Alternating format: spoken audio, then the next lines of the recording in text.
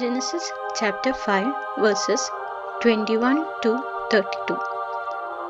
ഉൽപ്പത്തി പുസ്തകം 5-ാം അധ്യായം 21 മുതൽ 32 വരെ. When Enoch had lived 65 years, he became the father of Methuselah.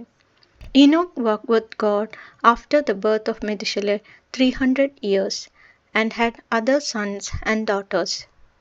Thus all the days of Enoch were 365 years. Enoch walked with God and he was not, for God took him. ഏനോക്കിന് 65 വയസ്സായപ്പോൾ മെത്തുശലേ എന്ന മകനുണ്ടായി. മെത്തുശലേഹിന്റെ ജനനത്തിന് ശേഷം ഹേനോക്ക് 300 വർഷം കൂടി ദൈവത്തിന് പ്രിയപ്പെട്ടവനായി ജീവിച്ചു. അവന് വേറെയും പുത്രന്മാരും പുത്രിമാരും ഉണ്ടായി. ഹേനോക്കിന്റെ ജീവിതകാലം 365 വർഷമായിരുന്നു. ഹേനോക്ക് ദൈവത്തിന് പ്രിയങ്കരനായി ജീവിച്ചു. പിന്നെ അവനെ കണ്ടിട്ടില്ല. ദൈവം അവനെ എടുത്തു. When Methuselah had lived 187 years, he became the father of Lamech. Methuselah lived after the birth of Lamech 782 years and had other sons and daughters.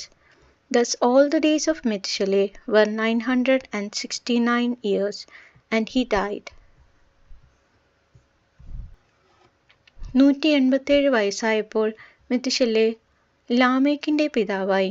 ലാമേക്കിന്റെ ജനനത്തിന് ശേഷം മെത്തുശലേ 782 വർഷം ജീവിച്ചു. അവന് വേറെയും പുത്രന്മാരും പുത്രിമാരും ഉണ്ടായി. മെത്തുശലേഹിന്റെ ജീവിതകാലം 969 വർഷമായിരുന്നു. അവനും മരിച്ചു.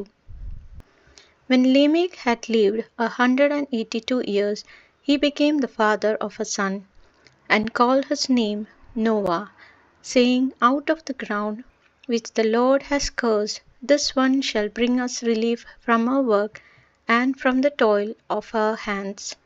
Lamech lived after the birth of Noah 595 years and had other sons and daughters. Thus all the days of Lamech were 777 years, and he died. After Noah was 500 years old, Noah became the father of Shem, Ham, and Japheth. ലാമേക്കിന് 182 വയസ്സായപ്പോൾ ഒരു പുത്രനുണ്ടായി. കർത്താവ് ശപിച്ച ഈ ഭൂമിയിലെ ക്ലേശകരമായ അധ്വാനത്തിൽ അവൻ നമുക്ക് ആശ്വാസം നേടിത്തരും എന്ന് പറഞ്ഞ് അവനെ നോഹ എന്ന് വിളിച്ചു. നോഹയുടെ ജനനത്തിന് ശേഷം ലാമേക്ക് 595 വർഷം ജീവിച്ചു. അവന് വേറെയും പുത്രന്മാരും പുത്രിമാരും ഉണ്ടായി. ലാമേക്കിന്റെ ജീവിതകാലം 777 വർഷമായിരുന്നു. അവനും മരിച്ചു. നോഹയ്ക്ക് 500 വയസ്സായതിനു ശേഷം ഷേം, ഹാം, യാഫേത്ത് എന്നീ പുത്രന്മാരുണ്ടായി.